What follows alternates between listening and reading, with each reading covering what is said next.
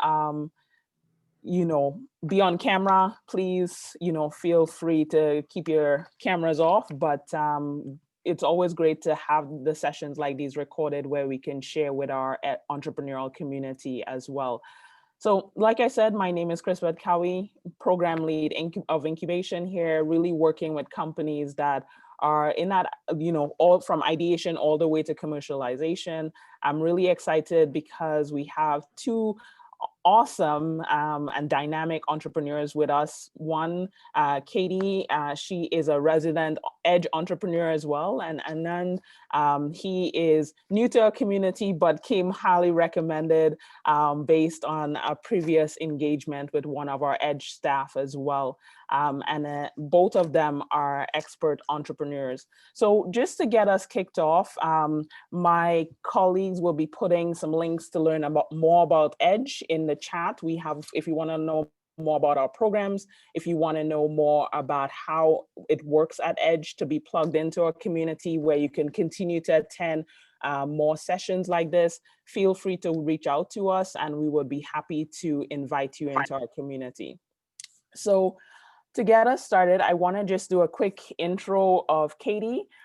So Katie, forgive me for your last name, Katie.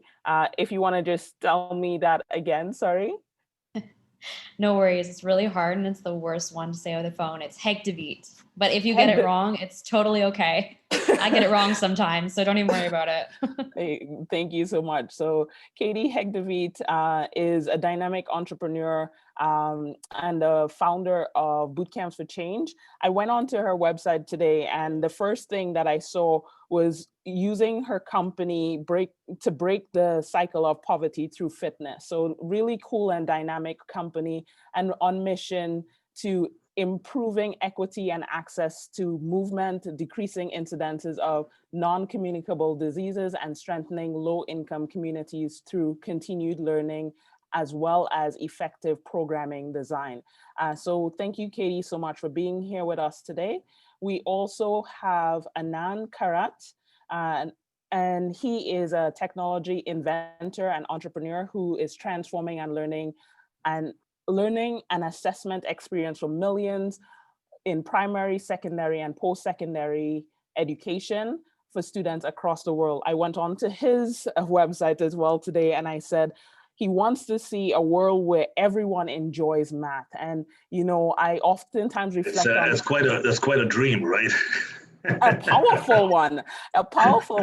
I went on, when I saw that, I was like, man, I feel grade 10 math. But I went back and I did math for everyday living and I enjoyed that math class, the ones with algebra, it didn't compute, but looking at it, we use math every day. And as entrepreneurs, financial literacy is so important. And I know when we had a conversation, you may not love the numbers, but you need to learn to love the numbers, right? And understand it as you're building a business. So with that, I just want to invite Katie, if you could just introduce yourself a little bit more and tell us how you started your entrepreneurial journey.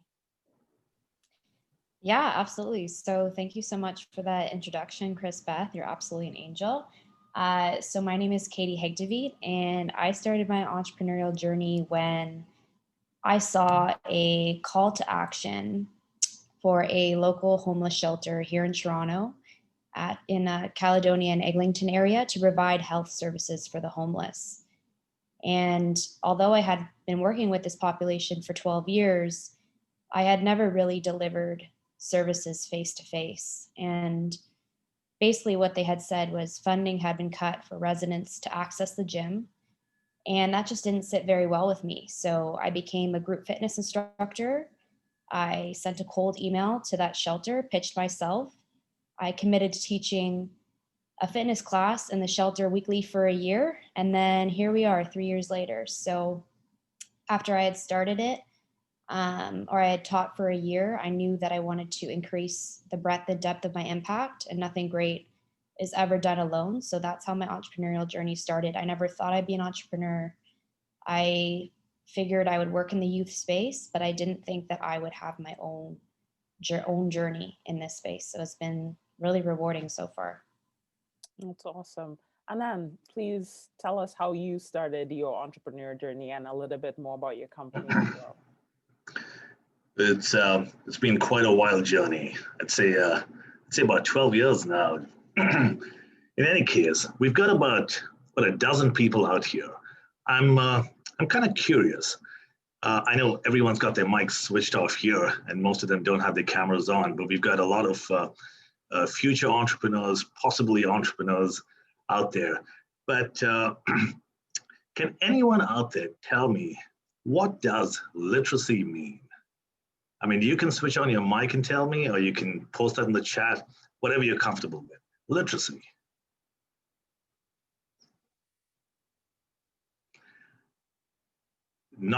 It's probably not the right question during breakfast, but hey, listen, I'm sure all of you know what literacy means. So give it a shot. You can raise your hand, you can unmute yourself. I'll put it in the chat.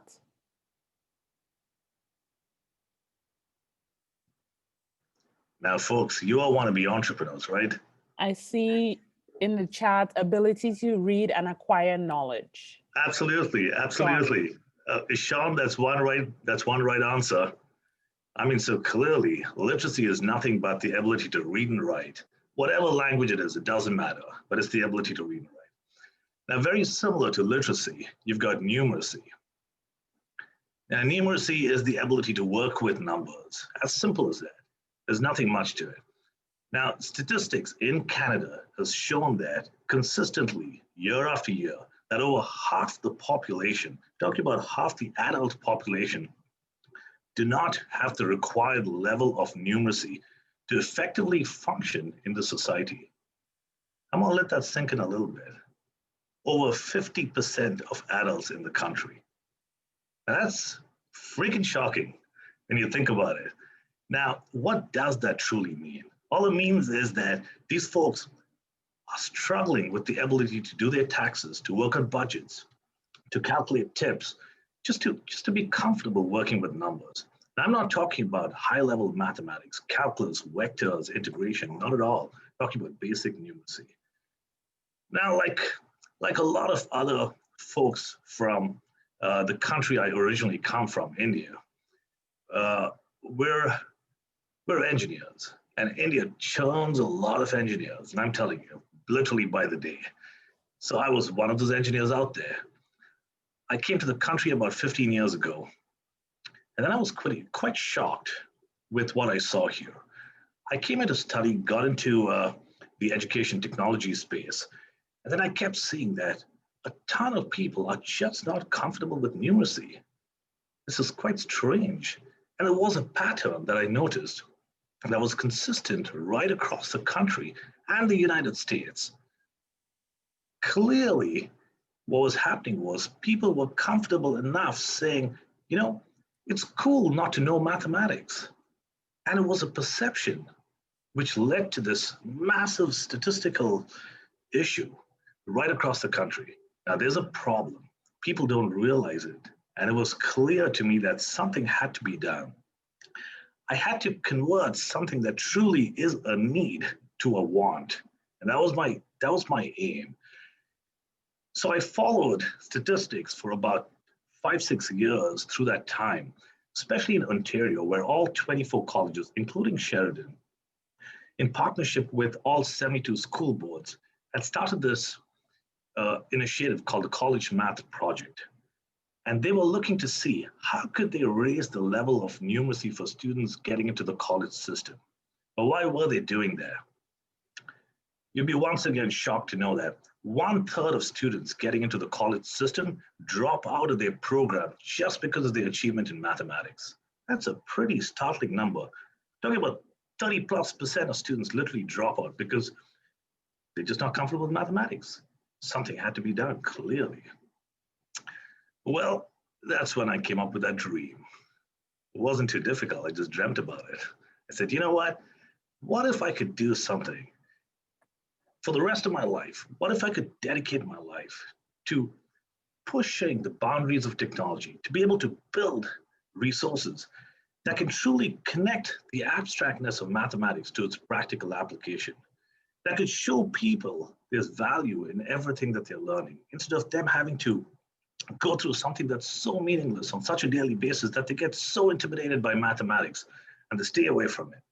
Now, we all as entrepreneurs clearly need mathematics in our genes to that extent because we have to do our finances. We have to run our numbers, whether we're in marketing or HR or you name it, whatever it is. So it's critical. So I was in my MBA program at Queen's and I realized there that folks out there were struggling. And these are engineers. And I was surprised that engineers were struggling with finance subjects. So I started reaching out to various colleges across the province. With a lot of hard work, I got pretty lucky. And I got in touch with folks at Seneca College and Fanshawe College, the business departments. And I worked with them for a year and a half to build a product for their business and finance mathematics that could reduce their dropout rate, which was at that point anywhere between 30 and 50% every single year. Every single year, 30 to 50% of a dropout rate. I could work with them to build a resource, test it out over that year and a half period, and introduce it in both of these colleges that effectively reduced their dropout rate to 6 to 8%. That was incredible for the college. Firstly, there were so many more students who had exposure to a wide variety of streams of subject areas and careers that they could get into, STEM areas. And plus, there were so many entrepreneurs who loved what they were doing because they could see value in what they were learning. It was phenomenal. From a college point of view, enrollments were obviously shooting up because they had students going through the system. It became so much more better. All of this happened in the first 2 years. Ever since, there's no looking back. And I've been enjoying the journey for about 12 years now. That's Already, amazing. that's about it. No, that was really good. And Katie, I saw your comment in the chat, and I literally wrote down hard work equals lucky. So very insightful from both of your journeys. And one of the things, we oftentimes see in entrepreneurship, both of you talked about it, there's a problem. You rose to the challenge. Katie, you mentioned you never saw yourself as an entrepreneur, and that is I think the story of many. But one of the things that we oftentimes see is that people aren't necessarily born entrepreneurs, right? So you may see a need, you act on that need. How did you go about, making that transition to really develop your business acumen, to build the type of business that you have today? If you want to just speak to us a little bit about that. Yeah, absolutely. So funny enough, I finished my undergrad at Ryerson University in nutrition and food. So completely unrelated to business. But even before that, I took business at Ryerson for 2 years. So I dropped out of business school to go into nutrition. And then now I'm doing my master's of management, innovation, and entrepreneurship at Queen's, similar to Anand. Well, he did his MBA to really zone in on that business acumen. But how I kind of formulated the business model or worked on my business acumen was I actually gathered a team together that replaced my weaknesses. So at the beginning, I feel like every entrepreneur, whether they feel like they're born an entrepreneur or they're just getting started, we all try to wear so many hats at once. And I knew that my strengths were delivering and designing the programming for youth. But at that time, my weakness was figuring out how the heck are we going to pay for this? So I mobilized a community that had that business acumen so that we could create it was almost like an inner dynamic mentorship kind of thing where I was working with someone with a great business background and I was explaining to him, okay, we know how personal trainers are successful, or we know how to make money. Now we just need to put an at-risk youth lens on it. So we need to make our program equitable to these at-risk populations. So in addition to hiring and working with people that replaced my weaknesses, I also enrolled in a variety of business accelerators. So as a full-time student, I was exposed to a range of incredible resources at Ryerson University. The first being the Social Venture Zone at Ryerson University. So that was my first accelerator. And they really helped me with the business modeling. Like I said, my strength was delivering resources to youth, putting an at-risk lens on how we can make these programs accessible. but I really struggled with figuring out how are we going to pay for this and how are we going to create a sustainable business model so we're not just relying on individual donations and grants. And then following the Social Venture Zone, I was enrolled in the League of Innovators Accelerator, which is based out of Vancouver, but they have chapters all over Canada, in Calgary and Toronto as well. And then following that, I enrolled in an accelerator called TEF, so that's Toronto Enterprise Fund, and that is a subsidiary of United Way Greater Toronto. And what they did was they not only helped me with the business model and the business acumen, but they also helped me create the employment program, which is inherently integrated into my business model with that at-risk youth lens. So that was everything I loved put together. And then the fourth one would be Excel 7, and they were our first equity investor, and they're based out of Westchester, New York. And that was just completely random. He reached out to me on LinkedIn, and they provided us with funding and resources to help zone in on our financial model. And then finally, Edge at Sheridan, of course, they were the fifth and final accelerator that I have been participating in. And they have done a really great job with 40% of their enterprises being social entrepreneurs. So that was incredible because we often struggle to find that perfect balance between creating something for our customer while also adhering to the needs of our beneficiary or user. So now I feel like finally, after that 5 accelerator journey, and now with my master's, which will help me scale up, we've really got it down pat. But trust me, I did not expect any of this. It was just rolling a lot with the punches, similar to Anand. So yeah. That's awesome. Thank you so much for sharing. Anand, you, in your journey, you were talking about, you spent a lot of time looking at the trends in the market, so tied to market research, really understanding the problem, understanding the landscape around the problem, and then, really then connecting with institutions to help you develop a solution that works. Can you talk to us a little bit about how market research and solution development or product development ties together, and how do you go about that process when you're strapped for cash in many ways as a startup oftentimes? Yeah, certainly. So there's something really interesting right through the business, and I tell everybody this, but I've got a pretty small team who I work with directly. It's my executive team. I have 7 people in that team, and they've got their own teams. But I tell them all right from the start, way before the start, actually. There's one critical thing with preparation, and there's nothing that you can do without preparation, definitely. And preparation is a lot of research. And it's important that you've got to be hands-on with this to do anything, whatever we're doing in the business. And I tell them all, if there is no preparation, that's when, the gotcha gets you. So be super careful about that. You don't want someone saying, I gotcha. You got to be so careful. You don't want that to get you at all. So preparation is key to everything. But as an entrepreneur, it's difficult to predict, almost impossible to predict. You can create a broad business plan, a dream, a vision, and a whole lot of goals for 5 years and 10 years. I mean, we had to when we started the business for 10 years, because we had to present this to our investors then to kickstart the business. But there's one rule of thumb that we have in this business. If we don't have the money, we don't do it. It's kind of crazy, because it's all about raising money. We raised money the first time in the first year, and we paid those off right away as soon as our product launched within 6 months. So for 12 years, we've never, ever had to be in debt.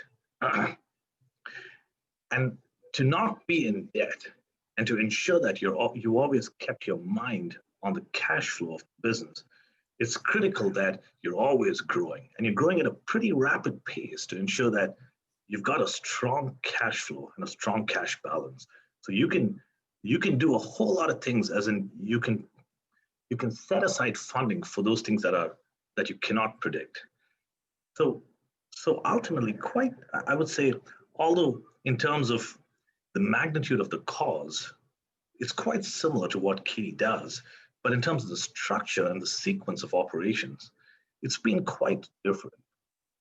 Where largely we worked internally and we build these teams out over this process, and we've been very strategic about our customers. We've been very careful as to who we pick as our customers, because initially when we started off itself, we realized that we're not going directly to the public because that market is saturated. There are so many people experimenting things that you would literally get lost in that market. So we realized if we want to get closer and closer to our dream, we would have to get through structured organizations like ministries of education, like publicly funded academic institutions, the institutions that have the highest barrier to entry, which only means the sales cycle is going to be incredibly long, but it doesn't matter. The value prop better be so strong that once they see it, they would run way faster than you can truly catch up. And it's worked really well. I mean, with that one particular strategy that we faced. But when you're working with such organizations, it comes down to the research. And so this organization is largely research focused. 20% of all the revenues we make, irrespective, goes into R&D in the company. And the Ontario government is so supportive. You'll be surprised. As an entrepreneur, when I started this business, I never thought that the Ontario government would, and the federal government would support us so much. In every possible way, they support us. The kind of funding we receive is for every aspect. As long as you've got your mind in innovation, they're supporting you. And it's always shocked us every step of the way up to today. I mean, we're talking about 12 years of constant support from both the provincial and the federal ministries. And it was also critical that we're going to do one thing and we're going to put our lives into it, irrespective of what comes. We're just going to have so much fun doing this. That's critical because you've got a philosophy. If you're going to start a business, the first and foremost is that you have to be clear in your mind about the value it's going to bring to your audience, whoever it is. And the value better be wildly wanted when they see what it is. It's got to be wildly wanted. The second thing is, which is equally important, is that you have to wildly enjoy the journey. And I say wildly. If you're going to struggle through it, you may as well get a job. That's what I tell people. So that's the second thing. The third critical aspect of any sort of project we take on or any business venture internally that we start, these are three things that we look at, is it's got to be wildly profitable. Now, wait a second. That's sort of like against the whole thing. It doesn't matter. If it's not profitable, you're not going to be able to innovate. You're just going to be stuck struggling, running out of cash, running for money all the time, diluting your company, losing control to a point where it could feel like a job at some point. And I tell everybody in this company, right from my executive team, up to any single person, even if it's an intern working in the organization there, if this feels like a job on any single day, it's time for you to put your resume out there and look for a job. So because this cannot feel like a job at all. You've got a massive purpose. And if you are, whatever you're doing, if you cannot find that connection to the vision of the company, may it be an administrative function, HR, marketing, or any function in the organization, if you cannot find a direct link, we've got a problem. And that's my problem. We've got to discuss it together and figure out if you can see that link, because this can never feel like a job. So these are a whole lot of different things that sort of compile the overall essence of this business. And yeah. That's to kind of give you like a long answer to your question. Hey, no, I appreciate that. I guess some terminologies. Katie, I believe you mentioned social entrepreneurs. I heard the word impact entrepreneurs. I heard social enterprise, so purpose-driven organization. Let's start with social enterprise. For those who on the call may not be aware of what that is. And I know that you do identify as a social enterprise. So in your opinion, what is a social enterprise? And maybe perhaps as well, you could talk about what it means to be a social entrepreneur. Absolutely. So I'll explain the structure of boot camps for change, and then I'll go into what structures of social enterprises that I'm familiar with, and then what I think it means to be a social entrepreneur. So Boot Camps for Change is a for-profit social enterprise, and Sweatier for the Better is a federally incorporated not-for-profit organization. So the difference between a not-for-profit and a charity, or one of the main differences, one of the biggest differences, is charitable organizations can issue tax receipts to donors, not-for-profits cannot. So that's the difference between not-for-profit and charity. A social enterprise is actually not a quote unquote recognized tax structure in Ontario or Canada. So you can actually play with it as much as you can. So what I mean by that is there is no minimum percentage or even guideline of net profit to reinvest into the cause that you're trying to work on. So I think that profit and principles are not mutually exclusive. So in fact, I think they reinforce one another. In my opinion, you cannot make a meaningful impact without money. You do need money to make an impact on vulnerable populations. And perhaps instead of paying out shareholders or dividends, you are in fact reinvesting your profit back into the social mission, but the company can still be profitable. But there are hybrid models like mine where you have a not-for-profit that potentially creates connections for the for-profit organization. And for me, I want at least 75% of the revenue earned for the social enterprise to be sustainable social innovation. So that's earned revenue, selling of products and services, just like a traditional business, but instead you are reinvesting a certain percentage back into the social cause. And a not-for-profit is often eligible for grants and individual donations. And then a charity, you can actually issue tax receipts. And what I think it means to be a social entrepreneur is you have a cause or you see a problem that sparks a fire in you. So whether or not you specifically identify with the cause that you're trying to work for, not that it keeps you up at night, but it definitely really resonates with you in some way. And you also have a vision of what the world would be like if this problem was solved. So I really do think that social entrepreneurs, we don't see the world as it is, we see the world as it could be with our solutions implemented. And what I think a successful social enterprise should do is it should actually aim to shut down. So what I mean by that is we start with systemic change. We meet youth where we are, and I want our programming to be so successful in raising awareness for the cause and also impacting youth that programs like ours are actually no longer needed. So that is a goal of mine, and I hope that answered your question. That's awesome. Thank you so much for sharing.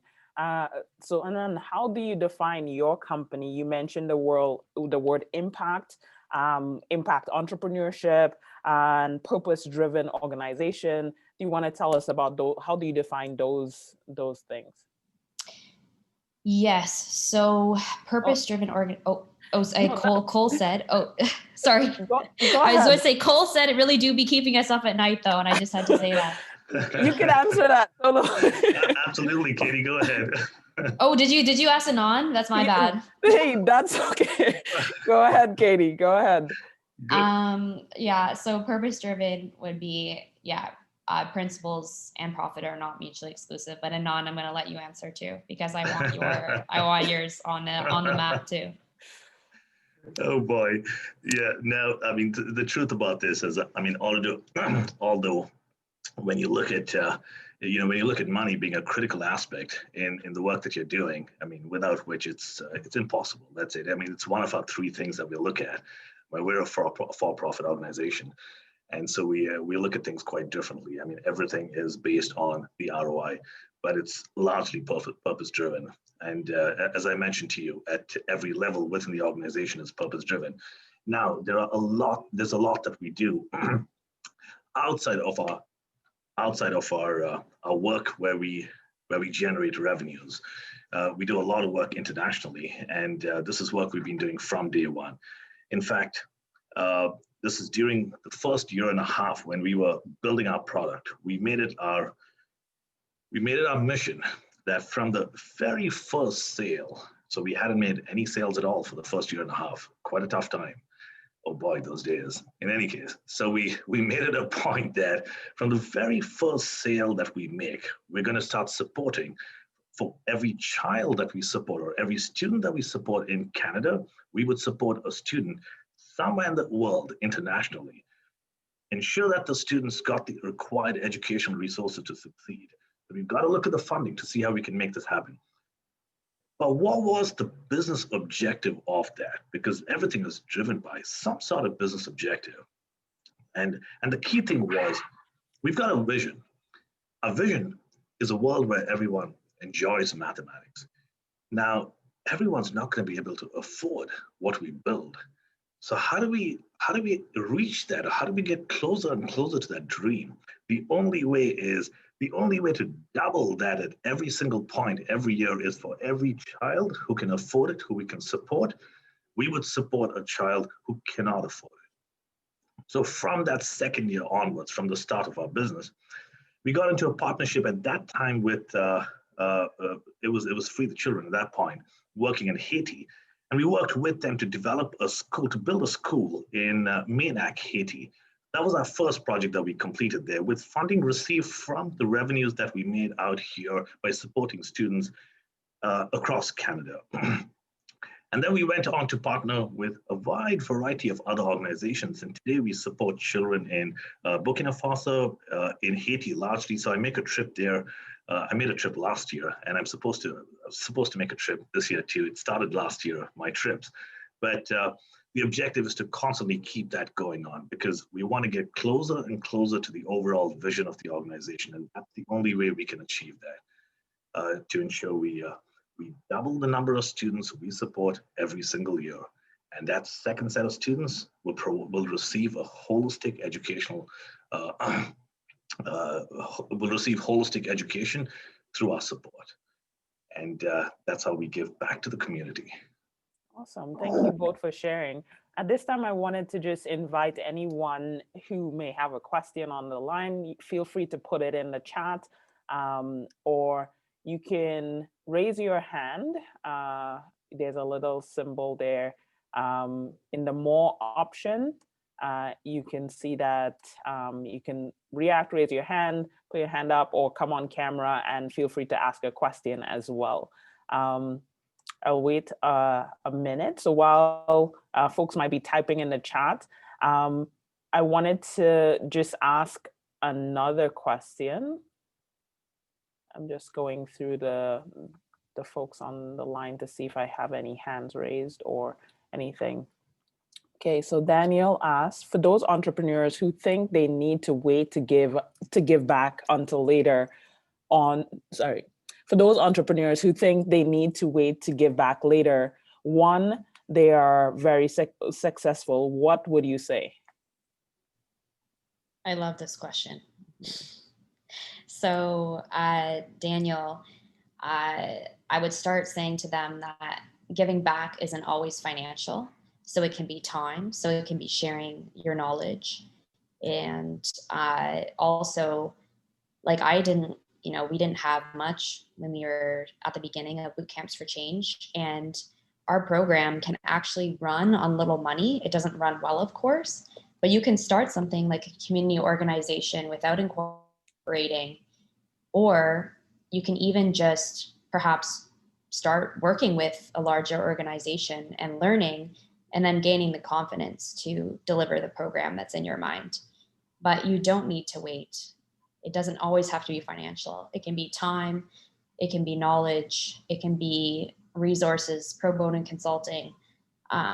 So that would be my answer to that. You don't need a lot to start. Agree. And I agree with you. Your passion. Completely. Yeah, no, absolutely. I fully agree with you. And that was a prerequisite of this business altogether, literally. And we made it, we made it that way, saying for every sale. It doesn't matter. We're going to give back. Now, you're right about that. It doesn't have to be money, but it has to be part of your strategy. Now, why does it have to be part of your strategy? And that's the other question, or the leading question. Why do I have to give back to the community? Because I'm telling you, I battled with my investors in year one because we were raising money quite extensively to kickstart this work that we were doing with Seneca and Fanshawe College with absolutely no idea we were going to come up with a solution that could reduce dropout rates. And on top of all of that, my strategy had giving back from the very start. They were puzzled. They were like, what the heck? I mean, wait for 5 years, see if you can make the money, and then give back to the community. It was a vision. And it's so important to build your vision and your purpose in such a way that it's not tied to the money. And that's critical. When you do it that way, your cash flow will keep flowing and you'll be surprised, because that's not your focus at all. Our focus was to see a world where everyone enjoys mathematics. That's it. So irrespective, we would get there. And the more we support, the more we'd keep making. And it's surprising, but it's true. And clearly, we've proved that it's true. I mean, today we've got 3 offices all over the world. We're doing so much work with so many ministries. We're building products in a wide variety of languages. And it's exciting because we're all tied to that vision and nothing else. And so Katie, you were perfectly right about that. You've got to have that as your strategy from day one, and it doesn't have to just be money, but it's got to be part of that strategy. Awesome. I see another question here. How has COVID affected your business? Katie, I'll let you jump in first. All right, so it's impacted our business model and it's impacted our social impact. So what I mean by saying it's impacted our social impact is that, unfortunately, to adhere to public health guidelines, we have had to suspend our weekly in-shelter fitness programming as it was in person. And because of this, we have had to not only pivot our social impact, but also our business model. So even before the pandemic, I recognized that what I was doing and what I was selling, which was we were putting on fitness fundraising parties where we sold tickets and sponsorships to fitness enthusiasts, fitness influencers, as well as fitness brands, that we had to create a more sustainable business model. So COVID has essentially made that go very quickly. So I had to do a pivot. And in addition, our customer, or one of our main customers, one of our main supporters, gyms and gym studios, have been suffering financially. So this has impacted both our business model and our social impact model again, because youth that go through our scholarship program, they typically get hired at studio gyms. But studio gyms are now closed in Toronto. So not only are they in a tough spot where they can't financially donate to us or support us in that way, but now our impact model is being impacted because youth, we want to provide opportunities for youth experiencing homelessness to gain meaningful employment so that they can exit the shelter system. So with this in mind, moving forward in 2021, in January, we will be pivoting our employment model to supporting youth to become more entrepreneurial. So they will be working for themselves and also having an online fitness business. So we are going to be doing R&D and looking into how we can pivot our entire employment model online. So it's impacted both our business model and our social impact. But if anything, COVID-19 has brought, not for the first time, but really to the forefront of our minds, that basic needs and the awareness of homelessness due to COVID has been good for us. So although it's negatively impacted our business model and our social impact, we find a lot more people are living this mindset of empathy for those that are vulnerable, and because COVID has really perpetrated or really has brought a lot of these inequities to life that people are experiencing, especially in big cities. So that is my rant. Hey, thank you so much for sharing. Anand? Yeah, it's been certainly an interesting time the past 8 months. unexpected, but quite interesting for the business because we, in the Canadian market space, we started off at the higher education level and we were supporting post-secondary institutions. At this point, over, say, about 65% of institutions across the country use our resources that we develop in mathematics, a wide variety of streams of mathematics. So we were doing all of this at the post-secondary level, which felt like a Band-Aid solution where we've got students who are already struggling with mathematics, already so intimidated, and we're trying to fix them. Can we not just work with them when they're in elementary school? I mean, it just sounds too logical, but why can't we? We've got to work directly with schools. That's a nightmare because you've got to go school to school. I mean, we're not up for building a massive sales team to do work like that. So over the past 6-7 years, we kept hunting in Canada and internationally, looking to see how could we take our products into primary and secondary.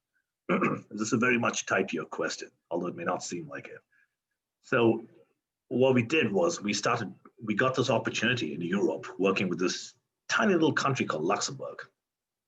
The Ministry of Education there opened their doors and said, all right, folks, let's see what you can do. Let's see if you can solve this problem for us. We've got a whole lot of students here, not that many, definitely controllable.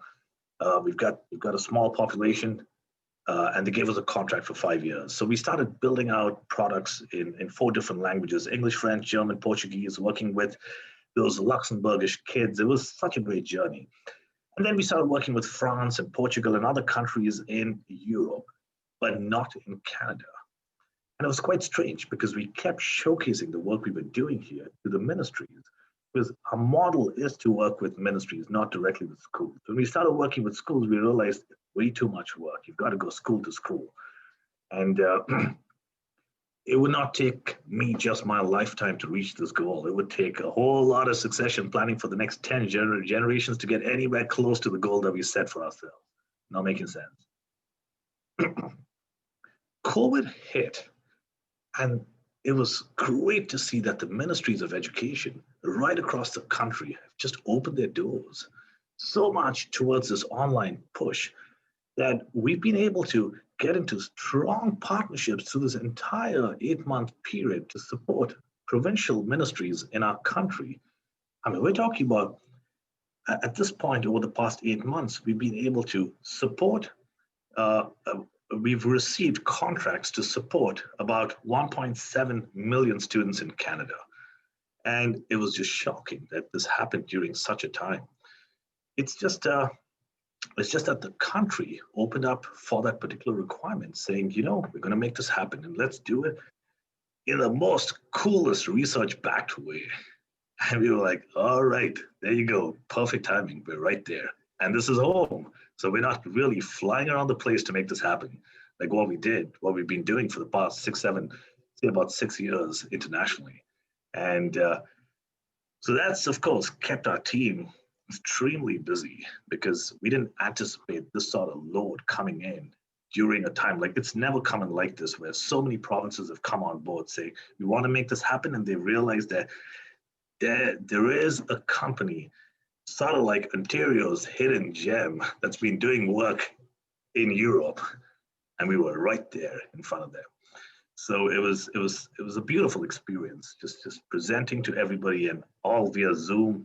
And we've started doing a lot of work. So in that process, we've had to hire a lot of people, and plus transition to an online working environment. Massive challenges at the company because we've never experienced this. In fact, we've been people who always worked in the building, always face to face. And we would just really not get the concept of working remote. We've had people working in our European offices there, but we've got branch managers who look after them, who work with them, collaborate with them. So it was quite a strange switch over to a completely online environment. To such an extent, we'll love it. And we don't look like it doesn't look like we're going back to working the way we worked before.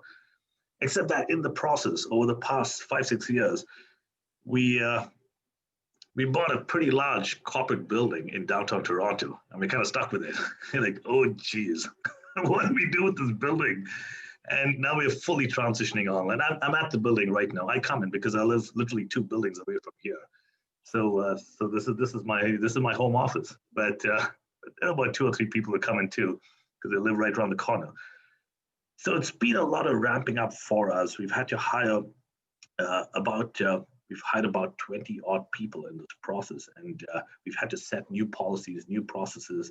So HR is working around the clock trying to figure out all of these, looking for best practices. So it's been a pretty crazy time, interesting, and we're entrepreneurs. We love this sort of confusion. We thrive in it. So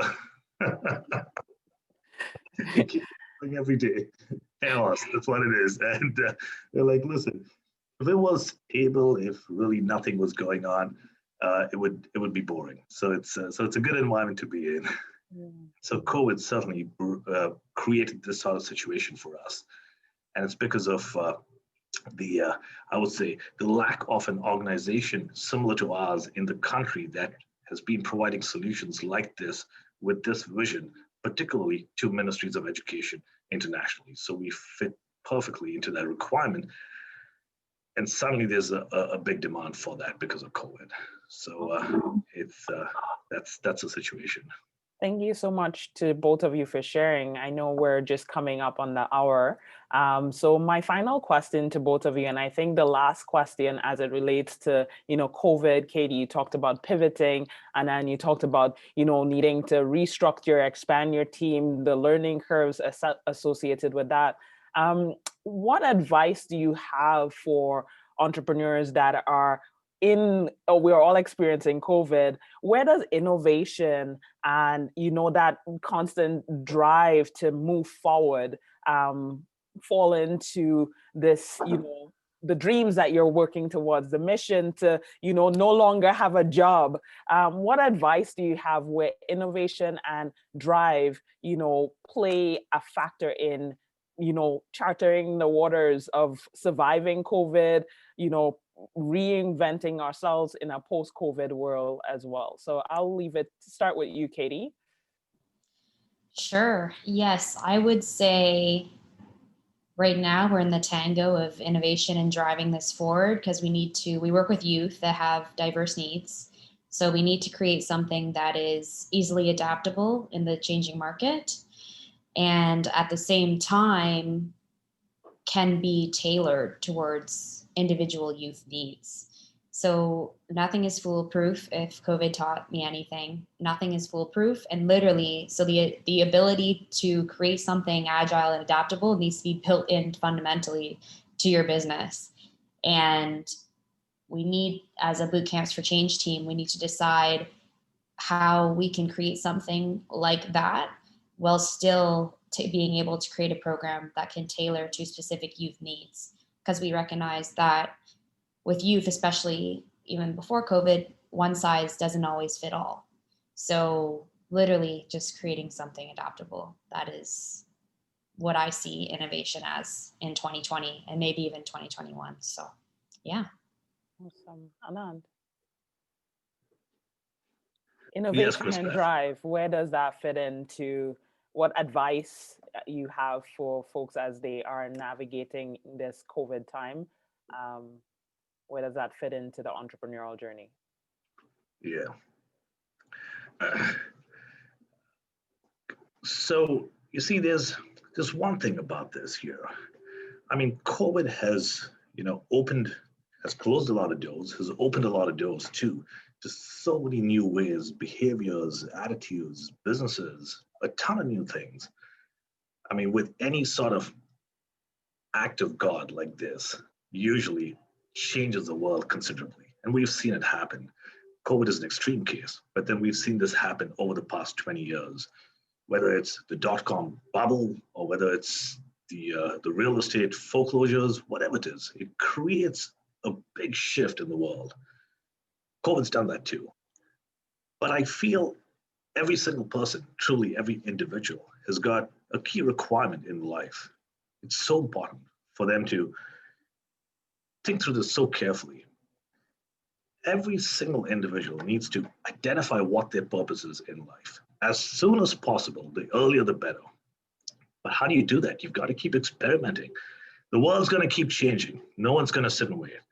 So it doesn't matter whatever happens, but it's critical that you identify what value you can bring to this world. And that's not it. You have to refine it constantly. And you've got to figure out how to deliver this to the world and make the world a better place. Nothing else to it. This is a clear requirement for every human being. And now, today it's COVID, tomorrow will be something else, day after it'll be something else. These are all life-changing experiences which will always come your way. But you have to keep your mind on that. Whether you're in a business, you're in a job, or you're doing nothing, it doesn't matter. You have to hunt for that. And the ones that find it are the ones that change the world. So don't let sight of that. Absolutely. That's all I can say. Awesome. Thank you both for sharing. I know Daniel's on the call here with us. So I'm gonna just ask if the panelists, if you can just look straight at your camera and smile, that'll be super awesome. Daniel will take a screenshot of us. Yes, Daniel, tell us when. Okay, everyone ready? Perfect. Let me just take one more.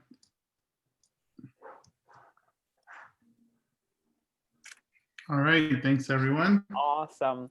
Thank you. So the cool. photo of the paparazzi is here as well. I held that smile for quite some time. Yeah, same.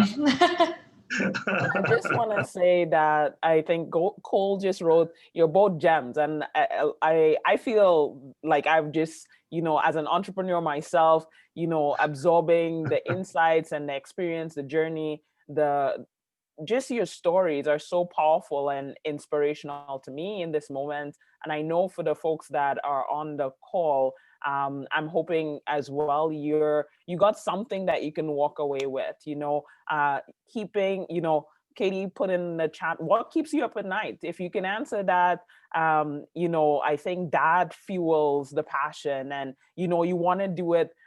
Sometimes we want to aspire for doing it right, but, just making sure that the impact, I think, Anand, you mentioned what value you're bringing to the audience. And we know as entrepreneurs, you both talked about finding that problem and wanting to make a difference for the people that we want to transform the world for, right? Our dreams are so big. And so I just want to say thank you to both of you for being here with us today. If you have any for those that are on the line, if you have any final questions, please put it in the chat. If it doesn't get answered today, we'll definitely pass it on to Katie and Anand, and we can send their responses out. In our last 4 minutes, any final tips from both of you before we sign off? Anand, let's start. Anand, I'm gonna let you go first. Yeah. Then Chris Beth, I have questions for you, but I can interview you later. Awesome. I mean, what can I say? I think I spoke a bit too much already, but all I can tell you is truly, I mean, entrepreneurship is all about decision making on a regular basis. And the way I look at this is there's only one thing that, truly should drive your decision making. That's want, and that's it. I mean, if you figure out there's a want for it, boy, don't stop. No one should stop you from that decision making. Clearly, you got to run with it. And there's no time. You got to be impulsive. Yes, you've got to do your preparation, but let the want keep pushing you and driving you in the right direction, and it will for sure. It has for us, and I have no doubt it will for anyone and everyone who's got a purpose-driven life. But otherwise, I also want to say, Chris, Beth, Cole, Simi, and gang out there. I mean, quite a few out there who've helped organize this event. Thank you very much for this invitation. I've thoroughly enjoyed it. I finished my breakfast before the start of this Breakfast for Champions, but in any case, I love the event. And Katie, it was certainly inspiring to hear every word that you said. Great to connect with you. Yeah, yourself as well. I don't know if I have you on LinkedIn. I'm gonna get you though. Absolutely. Awesome. And Katie, a final tip, advice for our audience. Yeah, so this is something that I've talked about a lot this year, that I learned this year, which was really separating yourself from a business, especially as a social entrepreneur. So what I mean by that is before, if things were going really well at boot camps for change, then I felt good about myself. Or if things were going poorly at boot camps for change, then I felt poorly about myself. But you really, as an entrepreneur, you should separate yourself from what you do. You are not what you do. You are your values and your impact that you have on this world. So before you become an entrepreneur, or even during the entrepreneurial journey, it's good to separate yourself from your business, realize, why you're doing what you do, but you are not what you do. That is not fundamentally who you are. So that is my little sprinkle to end this call. That's awesome. Thank you both for being here. Thank you to everyone that is on the call with us today. Simi's going to put a quick feedback link in the chat. If you could just take 2 minutes, give us some feedback, tell us what you like, tell us what you'd like to improve, tell us what you didn't like. We're oftentimes working to make this space. And, before our Breakfast with Champions, Anand, I would tell you, and Katie as well, when we had it in our physical space, we had a hot breakfast for you, right? So, this time we tell everybody, bring their own breakfast and, you eat on your end and I'll eat on my end. But it has been a privilege and a pleasure interviewing and having conversations with both of you, and an opportunity to share with our entrepreneurial community. For those of you who are online, I'm going to ask you the question. If you enjoyed this session, put a 1 in the chat. If you didn't, put a 2. So you can use your chat function, 1 or 2, no judgment. I see some, Sean, thank you, 5 1s. So to my panelists, thank you. And your insights and your journey is very impactful. And I wish everyone a wonderful day. Thank you, Simi, for putting that feedback link in the chat. For the folks that are on the line as well, please put some feedback in there and let us know how we did. And we will truly be in touch again soon. So we have additional upcoming events. Please check out our website. As before, Katie put her LinkedIn on there. You can connect with her. I know, Anand, you've shared your LinkedIn. We can share your LinkedIn. You can Absolutely. put it in there as well. And yes, it's all about supporting each other.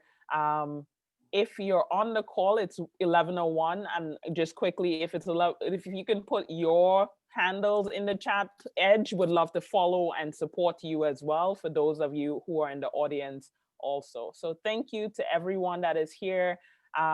Katie, Anand, thank you so much. Feel free to hop off. Myself, Simi, and Cole will just stay on the line a little bit longer just to see if anyone has any additional questions, and we will connect again soon. All right, folks, take care. Bye-bye. Thank you. Yeah, Thank you. Have a great day. Good day. Bye-bye.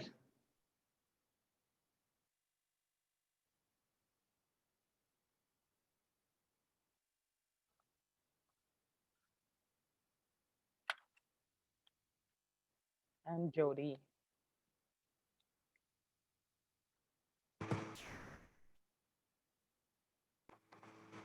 This is R. Johan. Hello, Johan. Yeah, it's our Johan. Okay, cool. So folks,